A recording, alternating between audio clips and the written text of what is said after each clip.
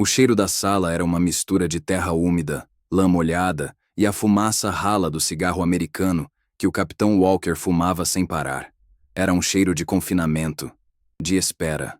Eu mantinha meus olhos fixos no mapa estendido sobre a mesa de campanha, mas minha atenção estava no homem. Ele não nos olhava. Seus dedos longos e pálidos traçavam as curvas de nível do terreno, como se estivesse acariciando um animal perigoso. O silêncio era pesado, quebrado apenas pelo tamborilar da chuva na lona do teto e pelo zumbido baixo do gerador lá fora. Eu conhecia aquele tipo de silêncio. Era o que vinha antes de uma ordem que ninguém queria dar e muito menos receber.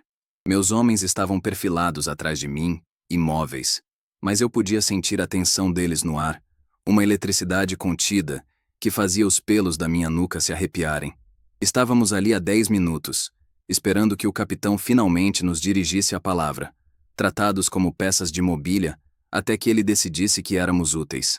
A fumaça do cigarro dele subia em espirais lentas, preguiçosas, como se a tela estivesse entediada com a nossa presença. Finalmente, ele falou, e sua voz era exatamente como eu esperava. Calma, metódica, desprovida de qualquer calor humano. Ele apontou uma área no mapa com a ponta de um compasso. Monte Castelo. O nome já era uma lenda de fracassos e sangue. A ofensiva principal avançará por aqui, disse ele, traçando a linha da Estrada 64. Nossos blindados precisam desta estrada livre. Sucesso de toda a tal operação depende disso. Ele fez uma pausa, erguendo os olhos do mapa pela primeira vez. Mas seu olhar passou por cima de nós, focado em algo na parede da tenda, como se estivesse se dirigindo a um público mais importante que não estava ali. Para ele, éramos apenas uma variável tática, um problema a ser resolvido. Eu me lembrava das promessas, dos discursos sobre a irmandade de armas, sobre lutar lado a lado pela liberdade. Naquela sala fria, com aquele homem que nos via como ferramentas, essas palavras soavam como uma piada de mau gosto. Uma mentira que havíamos contado a nós mesmos para suportar a saudade de casa e o medo constante. Foi então que ele se virou para mim. O olhar dele finalmente pousou em meu rosto, mas era um olhar de avaliação, como um fazendeiro inspecionando o gado. Esta é uma missão para vocês, ele disse, e o tom casual da frase foi como um soco no estômago. Precisamos de um avanço sem alarde, sem chamar atenção. 3 ninhos de metralhadora MG. 42 aqui, aqui e aqui. Ele marcou os pontos com uma precisão cirúrgica. O sucesso de vocês será medido pelo silêncio. Qualquer falha de sua parte comprometerá o avanço principal e custará centenas de vidas americanas. A humilhação não estava apenas nas palavras, mas na forma como foram ditas. Ele não estava nos dando uma missão de honra. Estava nos mandando limpar o caminho. Éramos os faxineiros da guerra, enviados para varrer o lixo perigoso para que os verdadeiros heróis pudessem passar em segurança, com suas bandeiras e seus tanques reluzentes. A tarefa era essencial, mas nosso papel era invisível, descartável. Um silêncio diferente tomou conta da sala. Um silêncio denso, carregado de vergonha. Eu não precisei me virar para saber o que estava acontecendo atrás de mim. Senti o peso coletivo dos ombros dos meus homens cedendo, o som sutil de botas se arrastando na terra batida, o desvio dos olhares para o chão. Eram homens bons, trabalhadores, pais de família. Tinham vindo para a Itália acreditando que lutariam com bravura, que suas ações teriam significado. Esperavam respeito, ou ao menos a dignidade de serem vistos como soldados. E agora, naquela sala úmida, essa crença estava sendo esmagada sob o peso do desprezo casual de um oficial estrangeiro. Vi o rosto de Silva, o mais novo do pelotão, pelo canto do olho. Sua expressão, antes ansiosa por provar seu valor, agora era uma máscara de desilusão. Eles olhavam para mim, todos eles, esperando que eu dissesse alguma coisa que defendesse nossa honra. Esperando que o sargento deles, o líder em quem confiavam, não aceitasse aquilo. A pressão dos olhares deles era mais pesada que a mochila de campanha, mais fria que a neve dos Apeninos. Minha garganta secou. As palavras que eu queria dizer, as objeções, a raiva, tudo isso se transformou num nó apertado que me impedia de respirar. Uma parte de mim, o soldado treinado, gritava para obedecer. A hierarquia é sagrada, a ordem é absoluta. Outra parte, o homem, o líder daqueles rapazes, sentia a queimação da injustiça. Lembrei-me do meu pai, um homem de poucas palavras, me dizendo para nunca reclamar. Trabalhe calado e deixe o resultado falar, ele sempre dizia. Mas o resultado aqui parecia ser uma morte anônima, numa encosta esquecida por Deus. Nosso sacrifício sequer mencionado num relatório. Senti o tremor começar em minhas mãos e as fechei em punhos para escondê-lo. Respirei fundo, sentindo o ar gelado encher meus pulmões. Endureci a mandíbula. Engoli a raiva e a vergonha, e forcei minha voz a sair firme, neutra, desprovida de toda a emoção que me consumia. Olhei diretamente nos olhos do Capitão Walker. Entendido, senhor. Foram as 2 palavras mais difíceis que já pronunciei em toda a minha vida. Walker apenas acenou com a cabeça, um gesto curto e impaciente. Para ele, a conversa estava encerrada. O problema, resolvido. Ele se virou de volta para o mapa, já discutindo com seu tenente a logística do avanço blindado, as frequências de rádio, o tempo estimado de chegada à próxima cidade. Nós, os brasileiros, já não existíamos mais em sua realidade. Éramos uma ordem dada, uma tarefa delegada. O desprezo não estava em nos dar a missão perigosa, mas na facilidade com que ele nos descartou de seus pensamentos um segundo depois. Os outros oficiais americanos na sala seguiram o exemplo dele, suas atenções voltadas para a grande estratégia, seus corpos se movendo para nos dar as costas, criando uma barreira invisível. Ficamos ali por um instante, suspensos naquele limbo de irrelevância, um grupo de fantasmas fardados numa sala onde apenas os vivos importavam. Eu fiz um sinal com a cabeça para meus homens, um comando silencioso para nos retirarmos. Ninguém disse uma palavra enquanto dávamos meia volta e saíamos da tenda, um por um. Ao sair, o ar frio da noite italiana bateu em meu rosto e pareceu me acordar de um transe. A chuva fina molhava minha farda, mas eu mal a sentia. O que eu sentia era uma clareza gelada, uma certeza que se assentava no fundo do meu ser. Aquele momento dentro da tenda não tinha sido apenas uma ordem humilhante. Tinha sido uma sentença. Walker não nos via como soldados, nos via como um recurso a ser gasto. E se éramos dispensáveis para nossos aliados, então não podíamos mais lutar por eles. A lealdade que eu sentia pela cadeia de comando se quebrou naquele instante, substituída por um dever muito mais antigo e profundo. O dever de trazer meus homens de volta para casa. Todos eles. A promessa de glória, de reconhecimento, tudo isso se desfez como fumaça. Restou apenas a realidade nua e crua. Naquela noite, sob a chuva fina da Itália, eu entendi que nossa verdadeira guerra não era apenas contra os alemães entrincheirados na montanha. Era também contra a indiferença que nos mandava morrer em silêncio. O frio daqui tem um jeito de entrar nos ossos que me faz lembrar do calor. Não o calor do sol, mas o da cozinha da minha mãe no Brás. O cheiro de alho fritando no óleo, a fumaça do feijão cozinhando lentamente no fogão a lenha. O barulho constante da máquina de costura dela no quarto ao lado. Meu pai chegava da tecelagem coberto de pó de algodão, cansado, e se sentava à mesa sem dizer quase nada. Ele não precisava. O silêncio dele era cheio de significado, um silêncio de dever cumprido. Ele me ensinou que o trabalho de um homem se media pelo que ele construía com as mãos, não pelo que saía da boca. Eu acreditava nisso. Acreditava que se fizesse meu trabalho direito, em silêncio, o respeito viria como uma consequência natural, como o pão que minha mãe tirava do forno toda tarde. Aqui na Itália, o único cheiro é de terra molhada e pólvora, e o silêncio é apenas a ausência de tiros, um vazio que não constrói nada. Ele apenas espera. Na metalúrgica, o barulho era uma música. O zumbido dos tornos, a batida rítmica das prensas, o grito agudo do metal sendo cortado. Eu era mestre de turno, andava pelo chão de fábrica e conhecia cada som, cada homem. Sabia quando uma máquina estava prestes a quebrar só pelo tom do seu chiado. Sabia quando o Zé estava preocupado com a mulher doente pelo jeito que ele apertava a alavanca, ou quando o moleque novo, o Benedito, estava com medo de errar pela hesitação em suas mãos. Minha liderança não era de gritos ou ordens, era de ajuste. Um toque no ombro, uma palavra quieta no meio do ruído, Mostrar como se faz em vez de apenas mandar. Eu era responsável por eles, por suas mãos, por seus salários. Carregava esse peso com orgulho. Quando a convocação chegou, olhei para aqueles mesmos homens, agora fardados ao meu lado, e senti o mesmo peso, só que multiplicado pelo chumbo das balas que ainda não tinham sido disparadas. Quando desembarcamos em Nápoles, o ar era salgado e cheio de promessas.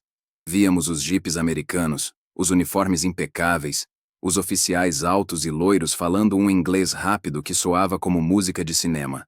Havia uma energia de vitória no ar, e nós, vindos de tão longe, nos sentimos parte de algo imenso, histórico. Acreditávamos nos discursos. Acreditávamos que éramos irmãos de armas, unidos por uma causa justa. Trocamos nosso suor, nosso idioma, o calor de nossas casas, por um lugar nessa história. Esperávamos um campo de batalha, onde a coragem fosse a única medida de um homem. Entregamos nossa ingenuidade na primeira doca, em troca de um rifle e de um capacete que não parecia se ajustar direito na nossa cabeça. A promessa era de lutar lado a lado. A realidade, descobrimos, aos poucos, era que sempre estaríamos alguns passos atrás. Apenas o suficiente para não aparecer na foto. Nossas noites eram barulhentas. Era o nosso jeito de espantar a saudade e o frio. O violão do Messias chorava um samba-canção. A gente improvisava uma feijoada com o que conseguia. E as risadas ecoavam pelo acampamento. Para os americanos, éramos o folclore. Os latinos barulhentos. Eles nos observavam com uma curiosidade divertida, como se fôssemos uma atração de circo. Lembro de uma noite em que o capitão Walker, ainda um rosto novo para nós, parou perto da nossa fogueira. Ele não disse nada, apenas ficou ali, com um meio sorriso no rosto, observando o cabo Ribeiro contar uma piada que fez todo mundo gargalhar. O sorriso dele não era de quem compartilhava a alegria. Era o sorriso de quem observa um bando de crianças barulhentas antes de mandá-las para a cama. Naquele momento, eu senti pela primeira vez que, para eles, nossa alegria era apenas indisciplina, e nossa humanidade uma fraqueza tática. A humilhação da pescaria ainda queima na minha memória. Estávamos analisando um mapa de patrulha e eu vi uma rota alternativa, um flanco por uma ravina que me lembrava os caminhos de caça perto da fazenda do meu avô. Era arriscado, mas surpreenderia o inimigo. Juntei toda a minha coragem, o meu inglês quebrado, e apresentei a ideia a Walker na frente de todos. Ele me ouviu com uma paciência forçada. Depois pegou o mapa e o dobrou lentamente. "Sargento", ele disse com aquele sorriso condescendente que se tornaria tão familiar. "Isso é uma guerra, não uma pescaria. Siga o manual." O riso abafado dos outros oficiais americanos foi como um tapa. Senti o sangue subir ao meu rosto. Mas o pior foi ver o olhar dos meus homens. A esperança em seus rostos se apagando, sendo substituída pela mesma vergonha que eu sentia. Ali, eu aprendi a lição que ele queria ensinar. Minha experiência não valia nada. Minha voz não tinha peso. O manual era tudo, mesmo que nos levasse direto para a morte. Cada carta que eu escrevia para casa era uma peça de ficção. Eu falava da beleza das montanhas italianas, mas não do frio que nos congelava dentro das barracas. Dizia que a comida era boa, mas não mencionava o gosto de lata do ensopado aguado que comíamos dia após dia. "Mãe, estou bem, não se preocupe", eu escrevia, enquanto limpava a lama da bota e ouvia o som distante da artilharia. Cada palavra de tranquilidade era uma mentira, um sacrifício necessário. Eu era o pilar da minha família, o filho que tinha virado chefe, a esperança de um futuro melhor. Eu não tinha o direito de fraquejar, nem no papel. Essa responsabilidade era uma armadura, mas também uma gaiola. Me impedia de desmoronar, mas também me impedia de pedir ajuda ou de admitir o medo que às vezes me paralisava no meio da noite. Eu engolia a verdade, a transformava em frases otimistas e a enviava pelo oceano, torcendo para que a mentira os protegesse. Lembro de uma noite de vigia com o soldado Silva. Ele não devia ter nem 19 anos. Estava tremendo, e não era só de frio. Seus olhos estavam fixos na escuridão à nossa frente, e sua respiração era curta, rápida. Ele não dizia nada, mas o medo dele era quase palpável. Eu não fiz um discurso sobre coragem ou dever. Apenas me sentei ao lado dele e comecei a limpar meu fuzil, peça por peça, com movimentos lentos e deliberados. Depois de um tempo, em silêncio, passei um pedaço de pano para ele. Limpe o seu também, eu disse, baixo. Uma arma limpa não falha. Ele me olhou. E eu vi algo relaxar em seu rosto. Começamos a trabalhar juntos, o som metálico e suave das peças sendo desmontadas e montadas quebrando o silêncio tenso. Eu não podia prometer que ele voltaria para casa, mas podia lhe dar uma tarefa, um foco, a certeza de que a ferramenta em suas mãos era confiável. Às vezes, a única coisa que se pode oferecer a um homem é o peso reconfortante do aço. A desconfiança deles era como uma garoa fina e persistente. Nunca uma tempestade, apenas um gotejar constante que nos encharcava de irrelevância. Nossos pedidos de munição extra demoravam mais para serem atendidos. As botas novas iam primeiro para os pelotões americanos, enquanto nós remendávamos as nossas com arame e pedaços de lona. Quando o nosso jipe quebrou, esperamos 3 dias por um mecânico que nunca veio. Acabamos consertando o motor nós mesmos, com as ferramentas que eu usava na metalúrgica. Eram pequenas coisas, humilhações silenciosas que se acumulavam. Cada formulário perdido, cada pedido ignorado, cada equipamento de segunda mão nos lembrava do nosso lugar. Não éramos a ponta da lança, éramos o cabo de madeira que podia ser substituído. Essa indiferença doía mais do que um insulto direto. Um insulto você pode revidar. Mas como se luta contra o fato de que, para os outros, você simplesmente não importa o suficiente? O medo que eu sentia não era o da morte. Eu tinha aceitado essa possibilidade no dia em que vesti a farda. O meu medo era mais profundo, mais amargo. Era o medo do esquecimento. O medo de que um dos meus homens caísse numa encosta anônima e sua morte se tornasse apenas um número numa coluna de um relatório que ninguém leria. Medo de que seu sacrifício, sua coragem, o nome de sua mãe que ele gritaria no último suspiro, tudo isso se dissolvesse no ar frio da montanha, sem que ninguém além de nós soubesse. Era o medo da irrelevância. Walker e seus oficiais nos olhavam e não viam soldados. Viam estatísticas, corpos que podiam ser gastos, para poupar os corpos que eles consideravam valiosos. E a pior parte, a que me mantinha acordado à noite, era a dúvida. E se eles estivessem certos? E se viéssemos de tão longe apenas para sermos apagados? Nos momentos de maior dúvida, eu me lembrava do meu pai. Lembro dele consertando o portão de casa num domingo de manhã. A madeira estava podre, dobradiça, enferrujada. Ele não reclamou, não praguejou. Apenas pegou suas ferramentas e começou a trabalhar.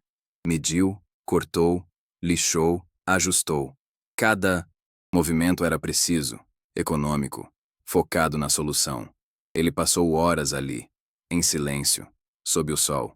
Quando terminou, o portão estava mais firme do que quando era novo. Ele guardou as ferramentas, limpou as mãos sujas de graxa na calça e entrou. O resultado do seu trabalho estava ali, sólido, funcional. Nenhuma palavra foi necessária. Depois da humilhação na tenda de Walker, essa memória voltou com uma clareza brutal. A raiva não consertaria nada. Discursos não nos salvariam. O que nos salvaria seria o trabalho. Um trabalho silencioso, preciso, implacável. Um trabalho cujo resultado falaria mais alto do que qualquer desprezo. Voltamos antes do amanhecer, cobertos de lama e silêncio. O cheiro de pólvora ainda estava nas minhas narinas, mas por baixo dele havia um cheiro novo, o da satisfação. Um trabalho bem feito. Tínhamos nos movido como sombras, neutralizado os ninhos de metralhadora com uma eficiência que teria deixado meu pai orgulhoso. Cada homem sabia o que fazer. Cada movimento, sincronizado, uma máquina humana e silenciosa. Não houve gritos, nem um tiro desperdiçado. Apenas o som suave das facas e o baque surdo dos corpos caindo. Ao ver as luzes do nosso acampamento, senti um pingo de esperança. Talvez agora, depois de entregar um resultado tão limpo, eles nos veriam. Talvez o silêncio do nosso sucesso gritasse mais alto do que qualquer palavra. Esperávamos, se não um elogio, ao menos um reconhecimento. Um aceno de cabeça que dissesse: eu estava errado sobre vocês. Era uma esperança pequena, frágil, mas era tudo o que tínhamos. No dia seguinte, Walker nos chamou. Não na tenda de comando, mas do lado de fora, enquanto inspecionava um jipe. Ele nem se virou para nós quando chegamos. Continuou conversando com um mecânico sobre a pressão de um pneu. Esperamos. O sol da manhã era fraco, mas o frio da indiferença dele era cortante. Finalmente, ele se endireitou, limpou as mãos num pano e nos olhou, um por um, com o olhar de quem conta cabeças de gado. Trabalho. Decente, ele disse. Apenas isso. 2 palavras jogadas no ar como se fossem lixo. E então, ele se virou de volta para o jipe, retomando a conversa sobre o pneu, como se nunca tivéssemos estado ali. O desprezo não estava na crítica, mas na ausência dela. Nosso feito, nosso risco, a vida que quase perdemos, tudo isso valia menos do que a calibragem de um pneu. Meus homens baixaram a cabeça. Eu senti o nó na minha garganta se apertar de novo, mas desta vez, não era de medo ou hesitação. Era de uma raiva fria, pesada como chumbo. Uma semana depois, vi o relatório oficial da ofensiva principal, pregado no quadro de avisos. Li o texto em inglês, devagar, decifrando as palavras. Falava da bravura dos tanques, da estratégia genial do comando, do avanço heróico da infantaria americana. E então, no final de um parágrafo longo, uma pequena frase. Unidades de apoio prepararam o terreno para o avanço. Unidades de apoio. Era isso que éramos. Um plural anônimo. Uma nota de rodapé na história que eles estavam escrevendo. Nossos nomes, nosso pelotão, nosso país, tudo apagado. Senti o papel tremer em minhas mãos. Não era um erro, era uma escolha. Eles não se esqueceram de nós. Eles nos omitiram deliberadamente. Naquele momento, a ficha começou a cair. A guerra que lutávamos e a guerra que eles contavam eram 2 coisas completamente diferentes. E na versão deles, nós não existíamos. Éramos apenas as ferramentas que limpavam o caminho para serem guardadas e esquecidas depois do uso. 2 semanas depois, uma nova missão. Desta vez, mapear um campo minado alemão durante a noite. Uma tarefa que não exigia coragem, apenas sorte. Um trabalho de rato, não de soldado. Walker nos reuniu e explicou a tarefa com uma calma assustadora. Ele disse que era uma missão perfeita para o nosso conjunto de habilidades. A frase pairou no ar, carregada de um veneno sutil. Nossas habilidades, para ele, eram nos movermos em silêncio na escuridão. Sermos discretos, invisíveis. Ele estava nos elogiando e nos insultando na mesma frase. Ele nos via como criaturas noturnas, úteis para tarefas sujas que os soldados de verdade, os soldados diurnos, não deveriam fazer. Eu olhei para o rosto dos meus homens. A desilusão havia se tornado uma máscara permanente. Eles não esperavam mais honra. Apenas a próxima ordem, o próximo risco sem recompensa. Aceitamos em silêncio. O barulho em nosso acampamento estava morrendo, noite após noite. A mina não fez um barulho alto. Foi um baque surdo. Um som de terra, sendo deslocada com violência. Depois o grito. Era o soldado Martins. Corremos na direção dele e logo em seguida, outro baque e o grito do cabo Ribeiro. 2 baixas em menos de 10 segundos. Conseguimos tirá-los de lá, carregando-os nas costas pelo resto do caminho, sentindo o sangue quente deles molhar nossas fardas. A escuridão nunca pareceu tão pesada. Chegamos ao posto médico improvisado, e o tenente Menezes, nosso médico, fez o que pôde. Ele olhou para mim, os olhos cansados e furiosos. Preciso de plasma, sargento. Agora. O pedido já foi feito há 1 hora. Mas o plasma não vinha. A burocracia, as prioridades, a simples indiferença, tudo isso era mais lento que a vida se esvaindo de 2 homens. Ver a impotência no rosto de Menezes, um homem educado, de família rica, me fez entender algo novo. Não importava de onde viemos. Para eles, éramos todos iguais. Descartáveis. O plasma finalmente chegou, horas depois. Tarde demais para a perna de Ribeiro, que teve de ser amputada. Martins sobreviveria, mas com cicatrizes que nunca desapareceriam. Naquela noite, enquanto limpava o sangue seco do meu uniforme, eu não senti raiva. Senti um vazio gelado, um distanciamento. Eu comecei a ver o Capitão Walker e seus oficiais não como líderes, mas como uma força da natureza, como o frio ou a neve. Algo perigoso que não se podia confrontar diretamente, mas que era preciso entender, prever e contornar para sobreviver. Minha lealdade à cadeia de comando morreu ali, na tenda médica, que cheirava a sangue e antisséptico. Meu único dever, a partir daquele momento, era com os homens que sangravam a mesma cor que eu. A guerra deles podia ser por bandeiras e mapas. A minha, agora, era por 31 nomes que eu sabia de cor. Foi a Lia, a intérprete italiana, que nos trouxe a notícia. Ela passava horas ouvindo as transmissões de rádio alemãs interceptadas, traduzindo os códigos, as conversas. Numa tarde, ela me procurou. Seus olhos brilhavam com uma mistura de medo e admiração. Sargento, ela disse em seu português arrastado. Eles falam de vocês. Eu não entendi. Os alemães. No setor de vocês. Eles não sabem quem são, não sabem de onde vêm. Eles os chamam de Die Geister, Die Nachtsjagen. Ela fez uma pausa procurando a tradução. Os fantasmas que caçam à noite. A frase ecoou no silêncio da minha barraca. Fantasmas. Para o inimigo, a força mais temida e misteriosa daquela frente de batalha, éramos nós. Uma lenda sussurrada nas trincheiras deles. A ironia era tão amarga que quase me fez rir. Éramos lendas para quem tentava nos matar e estatísticas anônimas para quem nos mandava para a morte. Aquela informação mudou algo dentro de mim. O apelido que o inimigo nos deu era um espelho. Refletia o que havíamos nos tornado. Invisíveis, silenciosos, letais. Walker queria que fôssemos ferramentas discretas. E nós nos tornamos tão discretos que até nossos aliados não nos viam mais. Mas o inimigo... o inimigo nos via perfeitamente. Eles sentiam nossa presença na escuridão. O medo deles era o único reconhecimento que tínhamos. A única prova de que nosso trabalho tinha impacto. Comecei a pensar que talvez Walker estivesse certo, afinal.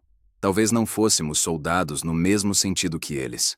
Éramos outra coisa. Algo que não se encaixava nos manuais de West Point. Algo que não aparecia nos relatórios ou nas fotos para os jornais. Éramos o trabalho sujo da guerra. A parte que ninguém quer ver, mas sem a qual nenhuma vitória é possível. E talvez houvesse um tipo de poder nisso. Um poder silencioso. A humilhação final veio na forma de um jornalista americano. Um homem gordo com um charuto e um bloco de notas. Ele passou a tarde inteira no acampamento, entrevistando o Capitão Walker. Montaram uma cena para ele. Walker apontava para mapas. Seus tenentes posavam ao lado de um tanque. Todos com sorrisos confiantes para a câmera. E nós? Nós estávamos no fundo. O correspondente nos descreveu em sua matéria, que li semanas depois, como o cenário exótico. Estávamos limpando nossas armas, consertando uma bota, cozinhando nosso feijão improvisado. Éramos o toque de cor local na grande aventura americana. Figurantes. Eu observei a cena de longe, vendo meus homens serem tratados como parte da paisagem, e senti a última gota de ingenuidade evaporar do meu corpo. A vergonha não queimava mais. No lugar dela, havia apenas uma clareza fria e afiada como a minha baioneta. Naquela noite, eu não consegui dormir. Fiquei sentado na minha cama de campanha, olhando para o escuro, e as peças se encaixaram. A ordem humilhante na tenda. O relatório que nos apagou. A missão no campo minado.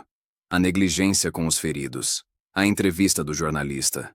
Não eram incidentes isolados. Era um padrão. Uma política não escrita. Nós éramos o recurso de baixo custo, a mão de obra dispensável para as tarefas de alto risco. Eles nos gastavam para economizar os seus. Era uma lógica brutal, industrial, que eu conhecia bem do chão da fábrica. Uma peça barata que se quebra é facilmente substituída. Não havia malícia pessoal em Walker. Era pior. Havia cálculo. Nós éramos uma variável em sua equação de vitória. E ele não hesitaria em nos reduzir a zero se isso ajudasse a resolver o problema. Olhei ao redor, no silêncio da barraca. O som da respiração dos meus homens. Adormecidos. Silva, que ainda tinha pesadelos. Messias, que não tocava mais seu violão. Ribeiro, que agora dormia com um espaço vazio onde antes havia uma perna. O preço da nossa obediência estava escrito nos corpos e no espírito deles. A culpa me atingiu com força. Eu havia seguido as ordens. Eu havia engolido o orgulho, acreditando que o resultado falaria por si. Mas o resultado era esse. homens quebrados e um reconhecimento que nunca viria. A filosofia do meu pai, do trabalho silencioso, não se aplicava aqui. Aqui, o silêncio não era dignidade. Era consentimento. Era uma permissão para que eles continuassem nos usando até não sobrar mais nada. E eu, como líder deles, estava permitindo. Uma nova determinação se formou em mim, não nascida da raiva, mas de uma responsabilidade absoluta. Meu dever não era mais com a bandeira americana, nem com a hierarquia, nem com a vitória aliada. Meu dever era com aquelas respirações no escuro. Se éramos fantasmas para o mundo, então agiríamos como fantasmas, fora do alcance deles, seguindo nossas próprias regras, com um único objetivo: fazer o trabalho e voltar para casa. Todos nós. Eu comecei a estudar os mapas de uma maneira diferente. Não procurava mais a rota mais rápida ou eficiente para o objetivo deles.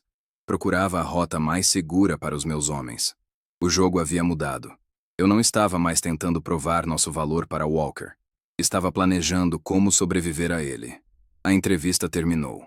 O jornalista guardou seu bloco de notas, apertou a mão de Walker com entusiasmo e foi embora, deixando para trás apenas o cheiro de seu charuto e a imagem de nós, os brasileiros, como um borrão no fundo da fotografia. Fiquei parado, observando o lugar onde a cena tinha acontecido, sentindo um frio que não vinha do vento dos Apeninos. Era um frio que nascia por dentro, uma clareza cortante.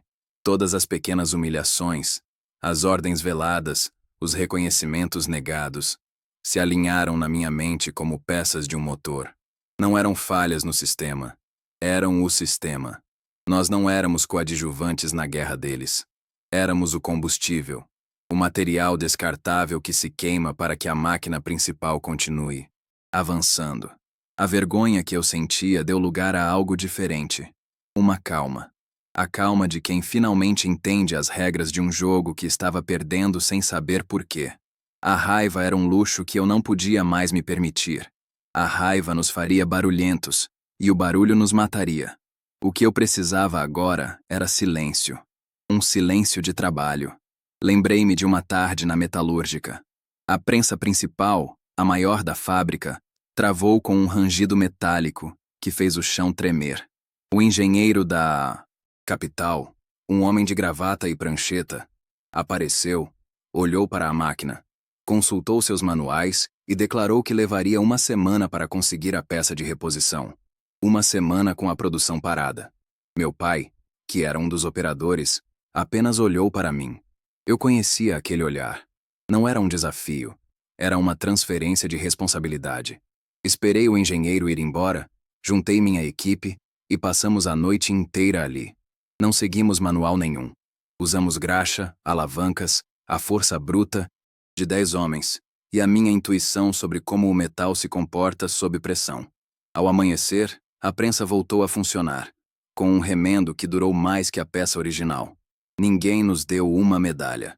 O único reconhecimento foi o som familiar da máquina batendo, um som que significava que o pão continuaria na mesa de todos. Walker era o engenheiro de gravata. Seus manuais, suas estratégias de West Point, sua hierarquia, eram a sua prancheta. Ele via a guerra como um problema teórico, uma equação, a ser resolvida no papel. E nós éramos apenas números nessa equação. Eu passei tempo demais tentando convencê-lo de que éramos números valiosos, de que nossa experiência prática, nosso jeito, tinha mérito. Foi um erro.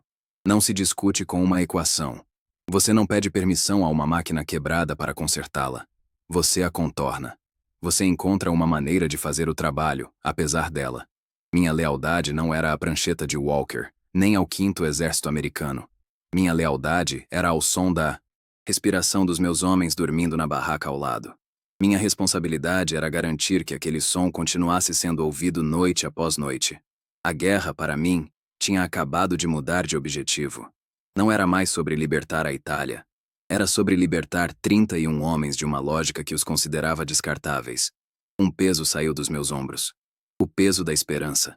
Esperar por reconhecimento, por justiça, por um aceno de cabeça de Walker, era como esperar pela chuva no deserto. Era um esforço inútil que só servia para nos exaurir. Ao abandonar essa esperança, algo se abriu. Um espaço, um vácuo que foi preenchido por uma liberdade fria e perigosa. Eu não precisava mais me preocupar com o que eles pensavam de nós. Não precisava mais medir minhas palavras, traduzir minhas ideias para um inglês que nunca seria bom o suficiente. Eu não precisava mais da aprovação deles para saber o nosso valor. O inimigo já nos havia dado um nome: fantasmas. E o que são fantasmas, se não seres que operam segundo suas próprias regras, invisíveis para aqueles que não querem vê-los? A aceitação dessa nova realidade não foi amarga. Foi prática. Foi a constatação de um fato, como perceber que o tempo virou e que é preciso buscar abrigo. Comecei a enxergar meus homens de outra forma. Não como um pelotão, uma unidade militar, mas como uma família de sobreviventes. Olhei para o rosto de Silva, que ainda sonhava com o campo minado. Vi Messias, cujas mãos, antes tão ágeis no violão, agora só pareciam firmes quando seguravam um fuzil. Pensei em Ribeiro, aprendendo a se equilibrar sobre uma perna só, sua raiva silenciosa mais afiada que qualquer baioneta. Cada um deles era um mundo, uma história que alguém esperava ouvir de volta no Brasil. Eu não havia prometido glória a eles. Eu havia prometido, com meu exemplo, que cuidaria deles. E eu estava falhando. Estava seguindo ordens de um homem que os via como peças de reposição. A culpa não era mais uma emoção difusa. Tornou-se um plano. O único jeito de me redimir não era confrontando Walker, mas garantindo que nenhuma outra peça do meu time seria quebrada por sua negligência. Se éramos fantasmas para os alemães e invisíveis para os americanos, então essa seria a nossa doutrina. A invisibilidade se tornaria nossa maior arma. O silêncio, nosso escudo. Comecei a pensar em como usar a indiferença deles a nosso favor. Se eles não se importavam para onde íamos em patrulha, desde que voltássemos com a informação, então poderíamos escolher nossas próprias rotas. Se eles não fiscalizavam nosso consumo de munição, poderíamos criar nossos próprios estoques de emergência. Se eles nos achavam exóticos e barulhentos, poderíamos usar nossas noites de folclore para planejar, em nossa própria língua, táticas que nenhum manual deles jamais preveria. O desprezo deles nos dava autonomia. A falta de atenção nos dava liberdade. Eles nos colocaram na margem, e era exatamente da margem que teríamos a melhor visão do campo de batalha, inteiro, incluindo as suas próprias falhas. Naquela noite, sob a luz fraca de um lampião a querosene, abri um mapa. Mas não era o mapa militar quadriculado que Walker usava. Era um mapa topográfico antigo da região, que eu havia conseguido com a Lia. Um mapa de pastores, cheio de linhas finas que indicavam trilhas de cabras, fontes de água escondidas, grutas que não constavam em nenhum registro oficial. Meus dedos, sujos de graxa e terra, traçaram um caminho sinuoso pela encosta de uma montanha. Um caminho que para um estrategista de academia seria ilógico, ineficiente, perigoso. Mas para um caçador, para um homem que aprendeu a ler o terreno e não apenas as coordenadas, era o único caminho possível. O único caminho que nos manteria vivos. Eu não estava mais planejando uma missão para o exército americano. Estava traçando a rota de fuga para a minha família. O silêncio na barraca era absoluto, quebrado apenas pelo som do meu lápis arranhando o papel velho. Era o som de um novo começo. A decisão se assentou em mim. Não como uma explosão, mas como a calma que se segue a uma febre. Ninguém viria nos salvar. Continuar esperando por respeito, por um lugar na história deles, era uma forma lenta de suicídio. Era entregar o controle do nosso destino a homens que já haviam decidido que não tínhamos valor. O conflito não era mais entre nós e os alemães, ou entre nós e os americanos. O conflito era existencial. Era sobre o direito de existir, de sermos contados, mesmo que apenas por nós mesmos. Meu silêncio, a partir daquele momento, não seria mais o silêncio da submissão. Seria o silêncio da preparação. O silêncio de quem afia a faca no escuro, não por ódio, mas porque a caçada da noite seguinte será longa, e é preciso estar pronto. Eu não precisava mais da voz de ninguém para validar a minha existência. O som da respiração dos meus homens era suficiente. A nova missão chegou numa pasta de couro, entregue por um tenente que não nos olhava nos olhos. Gádio Montano. Um vilarejo. Entrincheirado no alto de uma colina, transformado em fortaleza e centro de comunicações alemão. Walker nos reuniu ao redor do mapa, seu ponteiro de madeira batendo no papel com uma autoridade fria. Uma prova de confiança, ele disse. E a mentira naquelas palavras era tão óbvia que o ar na tenda pareceu ficar mais rarefeito. O plano era simples e brutal. Nós nos infiltraríamos, plantaríamos as cargas no prédio do telégrafo e sairíamos. Às 0400 em ponto, um bombardeio de artilharia massivo começaria para cobrir o avanço principal ao amanhecer. Ele não precisou dizer o resto. A rota de fuga que ele nos designou, um vale aberto e sem cobertura, era uma sentença de morte. Era impossível percorrê-la a tempo. Ele não estava nos dando uma missão. Estava nos descartando de forma eficiente, usando nossas mortes como uma distração tática. Um custo aceitável para a vitória. Naquela noite, sob a luz do lampião, estendi o mapa oficial sobre minha cama de campanha. As linhas retas, as setas. De avanço. A área marcada para o bombardeio. Era tudo tão limpo, tão teórico. Uma geometria da morte. Ao lado dele, coloquei o mapa de Lia. O mapa dos pastores. As linhas dele eram curvas, orgânicas, seguindo o contorno da terra. Eram caminhos de vida, não de guerra. Olhei para a rota de fuga de Walker e vi o que ele via. Um problema logístico resolvido. Um pelotão estrangeiro. Um recurso dispensável, sendo trocado por um objetivo estratégico. Não havia ódio em meu coração, nem raiva. Havia apenas o clique final de uma peça se encaixando. A lógica industrial da metalúrgica. A peça barata que se sacrifica para salvar a máquina cara. Eu finalmente entendi que, para sobreviver à máquina de Walker, eu precisava parar de tentar ser uma peça valiosa. Eu precisava parar de ser uma peça. Reuni os meus sargentos e cabos, junto com Lia, na escuridão atrás da tenda de suprimentos. O ar estava gelado, e nossas respirações formavam nuvens brancas que se dissipavam rapidamente. Não fiz um discurso. Não falei de honra, nem de injustiça. Apenas estendi os dois mapas no chão. O contraste era tudo o que eu precisava dizer. Este é o plano deles. Eu disse, apontando para as linhas retas de Walker. E este é o nosso. Meu dedo traçou a trilha sinuosa que subia pela face oculta da montanha. Um caminho que não existia para o exército americano. O caminho deles é mais rápido. O nosso nos manterá vivos. O silêncio que se seguiu não era de dúvida, era de compreensão. Vi nos olhos deles a mesma clareza fria que eu sentia. A lealdade deles não era mais a uma bandeira ou a um comando. Era um ao outro. Era aquele círculo de homens tremendo de frio no escuro. A decisão foi unânime, tomada sem uma única palavra de votação. Era uma certeza coletiva, um instinto de sobrevivência que se sobrepôs a anos de treinamento de obediência. Preparamos nosso equipamento em silêncio, cada homem movendo-se com uma finalidade nova. Havia um novo tipo de disciplina em nossos movimentos, não imposta pelo medo da punição, mas pela consciência do risco que estávamos assumindo. Estávamos sozinhos agora. Se falhássemos, seríamos esmagados entre o inimigo e o fogo amigo. Se fôssemos descobertos, seríamos traidores. Ao sairmos do acampamento, seguindo a rota oficial por apenas 100 metros antes de desaparecermos na escuridão da floresta, eu senti o peso daquela escolha. Eu não estava apenas desobedecendo a uma ordem. Estava declarando nossa independência. Estava dizendo, em silêncio, que o valor das vidas dos meus homens não era negociável. A trilha de Lia era um inferno. Um caminho íngreme e traiçoeiro, coberto de pedras soltas e raízes escorregadias. Cada passo era um esforço. Cada respiração, uma facada de ar gelado nos pulmões. O peso do equipamento parecia se multiplicar a cada metro que subíamos. Mas naquele esforço, naquela dificuldade compartilhada, algo se forjou.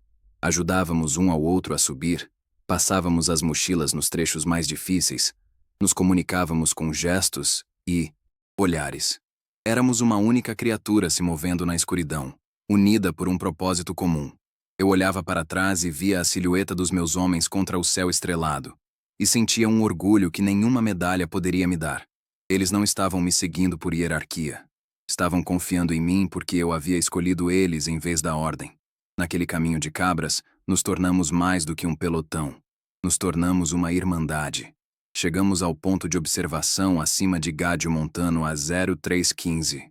Mais tarde do que o plano de Walker previa, mas vivos e sem sermos detectados.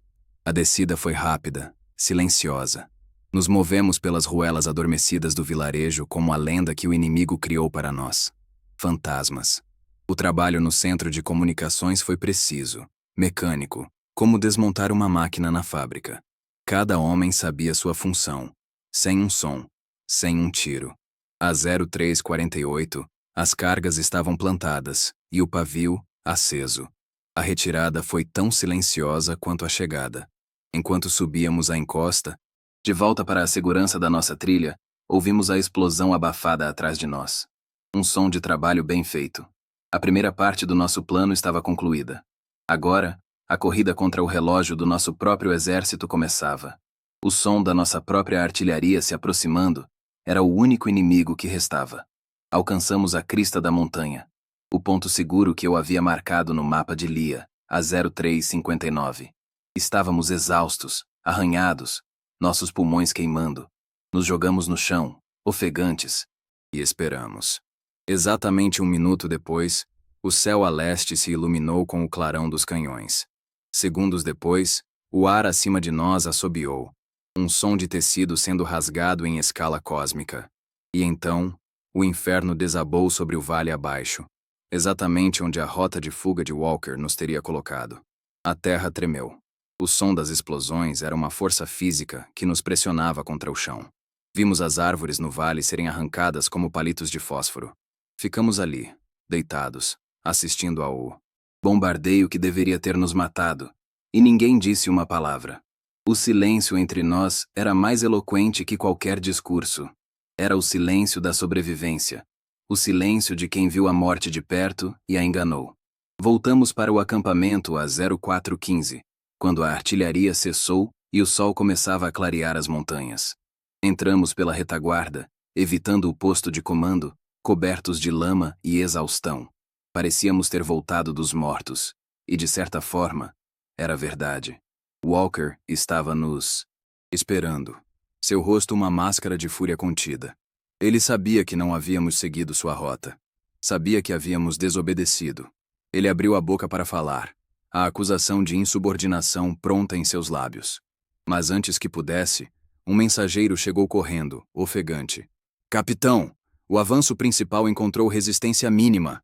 O centro de comunicações deles foi completamente destruído antes do bombardeio. Estão dizendo que salvou centenas de vidas. O mensageiro estava eufórico. Walker olhou. Para ele. Depois para mim. A fúria em seu rosto se transformou em algo pior. Impotência. Ele não podia nos punir. Não podia nos levar a uma corte marcial. A missão fora um sucesso espetacular. Um sucesso que ele teria que relatar em seus despachos. Um sucesso que, ironicamente, o faria parecer um estrategista brilhante. Ele estava preso pelo nosso resultado. Ele nos olhou, um por um, e eu vi em seus olhos a compreensão de que havia perdido o controle. Ele não nos via mais como ferramentas. Ele nos via como algo que ele não entendia e não podia comandar. Eu me endireitei, senti o peso de todos os meus homens de pé atrás de mim e dei o meu relatório, com a voz firme e neutra. Missão cumprida, senhor. Sem baixas.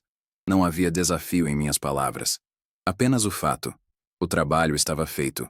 E o resultado, como meu pai costumava dizer, falava por si mesmo. A dinâmica de poder se quebrou naquele instante, sem um único tiro, sem um único grito. Foi um corte limpo, cirúrgico, executado na escuridão de uma montanha italiana. Walker apenas acenou com a cabeça, um gesto rígido, e nos dispensou. Ele não nos deu um trabalho decente desta vez. Ele não nos deu nada. Seu silêncio era a nossa validação. Ao nos virarmos e caminharmos de volta para a nossa parte do acampamento, eu sabia que nada seria como antes. Não tínhamos conquistado seu respeito, e isso não importava mais. Tínhamos conquistado algo muito mais valioso: a nossa autonomia. Tínhamos nos tornado os donos do nosso próprio destino. Éramos os fantasmas que caçavam à noite. E a partir daquele dia, passaríamos a assombrar a guerra deles, mas lutando a nossa, com as nossas próprias regras. A guerra por nossa sobrevivência. Nas 3 semanas que se seguiram, vivemos num silêncio denso e carregado. Walker nos evitava. Nossas ordens vinham por escrito, entregues por um cabo que não nos olhava nos olhos. Éramos designados para tarefas de rotina, patrulhas sem importância, manutenção de equipamentos. Era uma tentativa clara de nos colocar de volta na caixa, de nos reduzir novamente a uma unidade de apoio sem nome. Mas algo havia se quebrado. Meus homens cumpriam as ordens com uma eficiência fria, uma obediência que não continha mais nenhuma esperança de reconhecimento. Eles não trabalhavam mais para impressionar o comando. Trabalhavam para si mesmos, para o homem ao lado. O ar entre nosso acampamento e o posto de comando americano era como uma fronteira invisível, uma linha de cessar-fogo onde nenhuma das partes sabia qual seria o próximo movimento. A guerra continuava ao nosso redor, mas a nossa batalha mais imediata era aquela, travada no silêncio e na distância calculada de poucos metros. Walker tentou reaver o controle de uma forma sutil, quase patética. Começou a fazer inspeções surpresa em nossas barracas, procurando por qualquer falha de disciplina, um uniforme mal dobrado, uma arma que não estivesse impecavelmente limpa. Ele queria encontrar uma brecha, uma falha que justificasse sua desconfiança, que lhe permitisse dizer, eu avisei. Mas ele não encontrava nada. Meus homens, antes vistos como barulhentos e indisciplinados, haviam se tornado a unidade mais metódica do setor. Nossas latrinas eram as mais limpas, nossos equipamentos, os mais bem cuidados. Fazíamos tudo em silêncio, com uma precisão que o irritava visivelmente. Ele nos olhava, procurava, e seu rosto se contorcia numa máscara de frustração. Sua autoridade, antes baseada na hierarquia e no desprezo, agora dependia de encontrar um erro nosso. E nós não lhe dávamos esse prazer. Ele estava tentando jogar um jogo cujas regras nós havíamos reescrito sem que ele percebesse. A validação começou a chegar pelos lados, como água se infiltrando por uma rachadura na parede. Um dia, o tenente Menezes voltou do hospital de campanha com um olhar diferente. Ele me contou que os médicos americanos o haviam enchido de perguntas. Queriam saber sobre aquela sua unidade de operações especiais. Menezes, sem entender, perguntou do que falavam. Um cirurgião lhe disse que os feridos alemães não paravam de falar sobre um grupo que se movia sem som, que atacava na escuridão e desaparecia. Os fantasmas. A história de Gadio Montano, que Walker tentava abafar, estava se espalhando como uma lenda, contada pelo próprio inimigo. O apelido que eles nos deram, nascido do medo deles, estava se tornando nossa identidade, um fato que os relatórios oficiais não podiam apagar. Pela primeira vez, vi um brilho de orgulho genuíno nos olhos de Menezes. Ele não nos via mais como pacientes a serem consertados, mas como colegas a serem respeitados. O confronto que eu esperava nunca veio. Em vez disso, a autoridade de Walker começou a se desfazer em público. Durante uma reunião de planejamento com outros oficiais, um capitão da engenharia sugeriu uma rota perigosa para a construção de uma ponte. Walker, seguindo seu manual, concordou. Foi quando um jovem tenente americano, novo no fronte, pigarreou e disse: "Com licença, senhor, mas talvez devêssemos perguntar aos brasileiros. Eles parecem conhecer caminhos que não estão nos mapas." Um silêncio gelado tomou conta da tenda. O rosto de Walker ficou vermelho, depois pálido. Ele ignorou o comentário e continuou. Mas o dano estava feito. A sugestão do tenente não foi um ato de rebeldia, mas de puro pragmatismo. Nossa reputação, construída em silêncio e desobediência, havia se tornado uma variável tática que até mesmo os outros americanos não podiam mais ignorar. Walker estava se tornando irrelevante em sua própria sala de comando. Meus homens mudaram. A mudança era sutil, mas profunda. Eles andavam com as costas mais retas. O olhar deles não desviava mais para o chão quando um oficial americano passava. O violão de Messias voltou a ser tocado à noite. Mas as canções não eram mais de saudade. Eram sambas de desafio, crônicas de nossas próprias façanhas, cantadas em português para que mais ninguém entendesse. Eles haviam encontrado um orgulho que não dependia de medalhas ou de menções em relatórios. Era um orgulho forjado na confiança mútua, na certeza de que haviam sobrevivido não por sorte, mas por sua própria competência e pela liderança em que confiavam. Eles pararam de se ver como vítimas da indiferença alheia e passaram a se ver como os arquitetos de sua própria sobrevivência. O apelido Fantasmas não era mais uma ironia amarga, tornou-se um título de honra, usado em voz baixa entre nós, um segredo que nos unia. Então, um dia, a notícia se espalhou. Um coronel britânico estava vindo para uma inspeção no setor. Para Walker, era uma oportunidade de ouro. Uma chance de impressionar um oficial superior de uma força aliada, de reafirmar sua imagem de comandante competente. Ele passou 2 dias em preparativos frenéticos. Os jipes americanos foram lavados até brilhar. Os uniformes, engomados. As tendas, alinhadas com precisão milimétrica.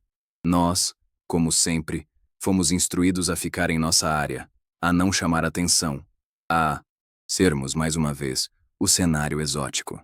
Observei toda a movimentação com um distanciamento frio. Walker estava polindo a fachada de uma casa cujos alicerces estavam podres. Ele estava preparando um palco para uma peça que já não era mais sobre ele, e ele era o único que ainda não sabia disso. Meus homens e eu apenas continuamos nosso trabalho, limpando nossas armas, esperando. O coronel britânico chegou num jipe empoeirado, sem a pompa que Walker esperava. Era um homem mais velho, com um rosto sulcado por mais do que apenas a idade e um uniforme que parecia ter visto combate de verdade. Ele desceu do veículo, ignorou a saudação nervosa de Walker e o aperto de mão estendido. Seus olhos azuis, claros e penetrantes, varreram o acampamento. Não olhavam para o brilho dos capacetes americanos ou para a simetria das barracas. Seu olhar parecia procurar algo específico, algo que não fazia parte da encenação de Walker.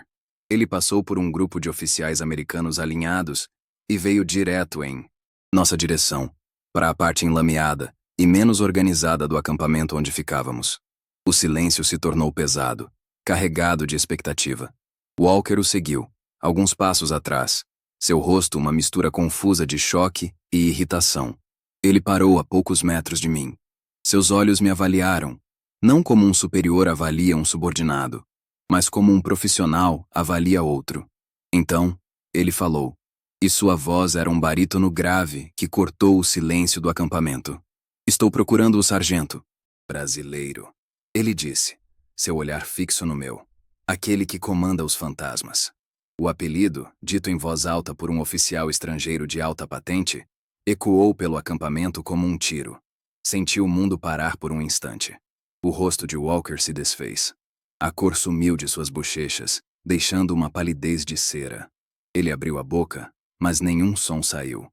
Senti os olhares de todos os meus homens nas minhas costas, não de surpresa, mas de uma profunda e silenciosa confirmação. Dei um passo à minha frente, endireitei os ombros e disse, sou eu, senhor. A frase saiu mais firme do que eu esperava. O coronel estendeu a mão. O aperto foi firme, seco. Coronel Davis. Ele se apresentou. Minha companhia liderou o ataque a Gádio Montano depois do seu trabalho. Ele fez uma pausa, escolhendo as palavras. Interrogamos os prisioneiros. Eles nos contaram sobre a rota que vocês usaram. Uma trilha que nossos mapas diziam ser impossível de cruzar à noite. Eles achavam que a montanha os estava atacando. Ele me olhou nos olhos. Sua ação não apenas destruiu o centro de comunicações. Salvou todo o meu flanco esquerdo de uma emboscada. Devo a vida de dezenas dos meus homens a você e aos seus fantasmas. Ele não estava me elogiando. Estava declarando um fato, uma dívida de soldado para soldado. E fez isso na frente de todos, na frente do homem que havia tentado nos apagar. A validação não foi um grito. Foi um aperto de mão firme e o peso de palavras que valiam mais que qualquer medalha. Quando o coronel Davis foi embora, o acampamento parecia um lugar diferente. O feitiço de Walker estava quebrado. Ele ficou parado por um longo tempo, olhando para o nada, um homem esvaziado de sua própria autoridade. Os outros oficiais americanos se dispersaram em silêncio, evitando seu olhar. Ninguém disse nada, mas a hierarquia havia sido redefinida. Voltei para junto dos meus homens. Não houve comemoração, nem gritos de vitória. Apenas um aceno de cabeça de Messias, um tapa no meu ombro, dado pelo cabo Ribeiro, um sorriso cansado no rosto de Silva. Não precisávamos de mais nada. O reconhecimento não nos deu euforia. Deu-nos paz. A paz de saber que nosso trabalho, nosso sacrifício silencioso, finalmente tinha peso no mundo real. A verdade, como a água, sempre encontra um caminho para vir à tona, mesmo que precise cavar através de montanhas de desprezo. Um mês depois, Walker foi transferido. Não houve cerimônia de despedida, nem discursos. Um jipe veio buscá-lo antes do amanhecer. Ele saiu tão silenciosamente quanto nós costumávamos nos mover na noite. Sua partida foi a confirmação final de que a estrutura de poder havia mudado permanentemente. Ele não foi punido por um crime, mas se tornou obsoleto por sua própria arrogância. Ele nos via como ferramentas e, no fim, foi ele quem se tornou uma peça desgastada, substituída sem alarde por uma mais funcional. Sua ausência não deixou um vácuo, apenas um espaço mais limpo para respirar. O desprezo que ele representava havia sido retirado do nosso dia a dia, não por uma ordem superior, mas porque o resultado do nosso trabalho o tornou insustentável. A justiça, percebi, nem sempre é um ato de vingança. Às vezes, é apenas o processo natural de a realidade se impor sobre a ficção. O novo comandante americano, um major chamado Peterson, era um homem diferente. Em sua primeira reunião, ele não ficou atrás de uma mesa. Sentou-se conosco, pediu um café e estendeu um mapa. Sargento, ele disse, olhando diretamente para mim, estamos planejando um avanço pelo Vale do Reno. Nossos batedores dizem que é uma armadilha. Meus mapas não me dizem nada útil. Ele fez uma pausa, e o que veio a seguir foi a maior vitória de todas. O que os seus fantasmas acham?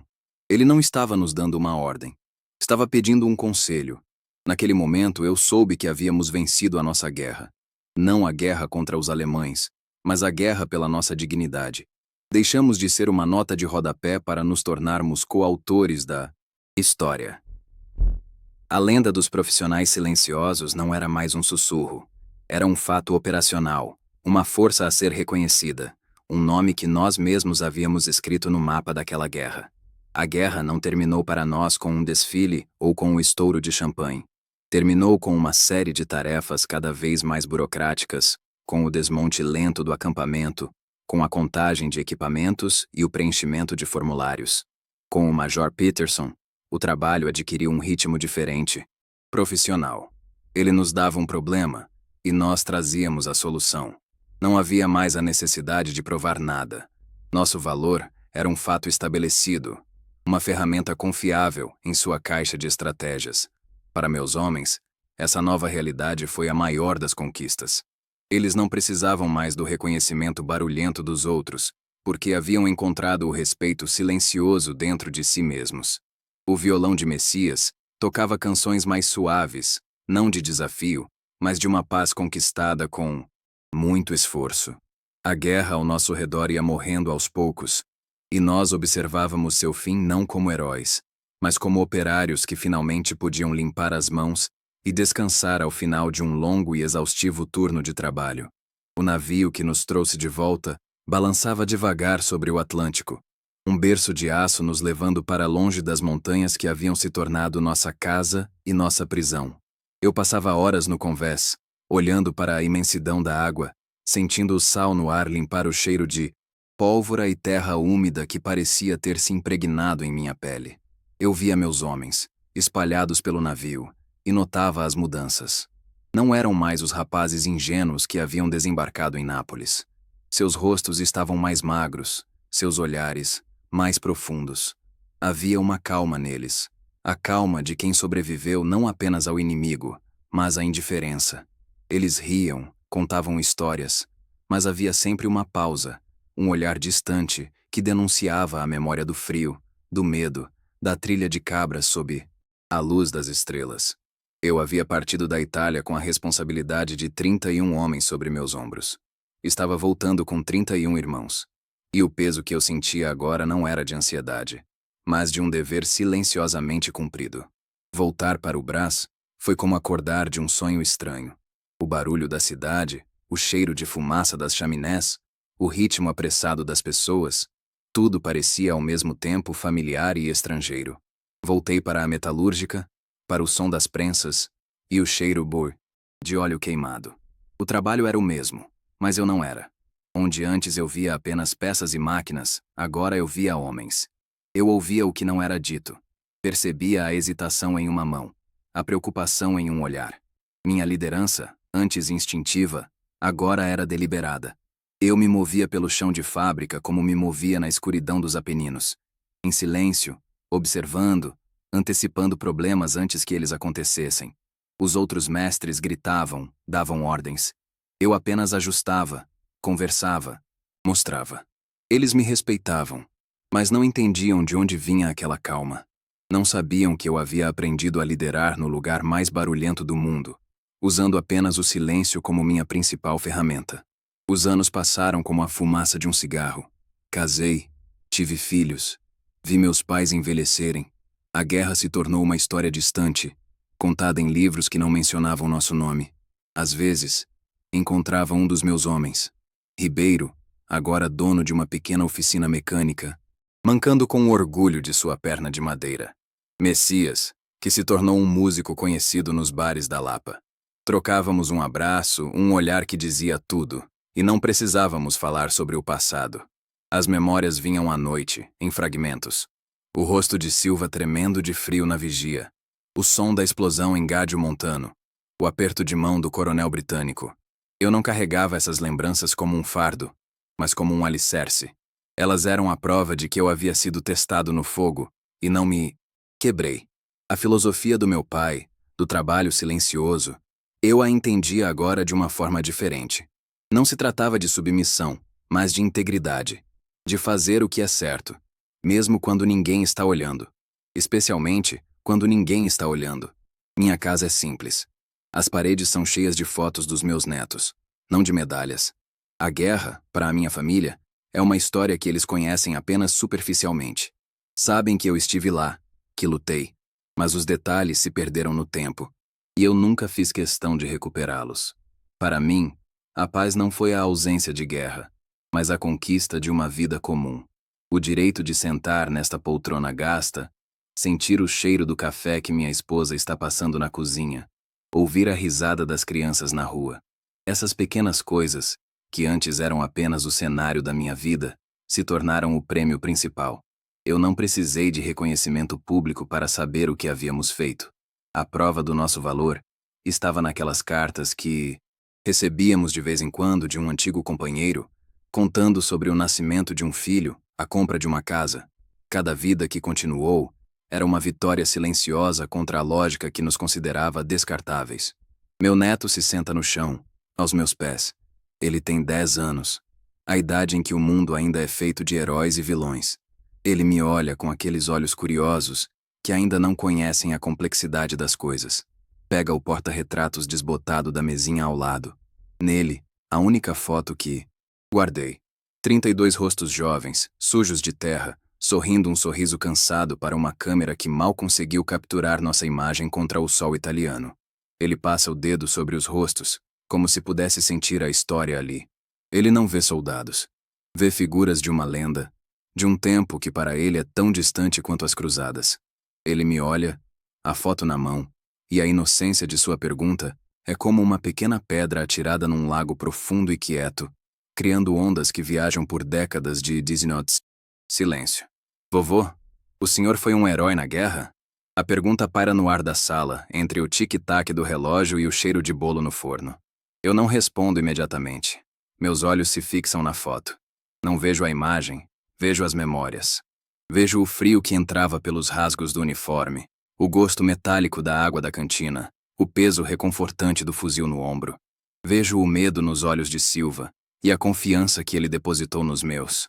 Lembro do som do violão de Messias quebrando o silêncio da noite. Um ato de teimosia contra a saudade. Sinto novamente o peso do corpo de Ribeiro em minhas costas, seu sangue quente manchando minha farda. Herói. A palavra soa estranha, barulhenta demais para o que fizemos. Heróis são para os jornais, para os desfiles. O que nós fomos foi algo mais terreno, mais fundamental. Fomos homens tentando manter outros homens vivos. Eu abaixo o olhar da foto e o encontro com o do meu neto. Coloco minha mão enrugada sobre a dele, sobre a imagem dos meus fantasmas. Um sorriso cansado, o mesmo da foto, talvez, se forma em meus lábios.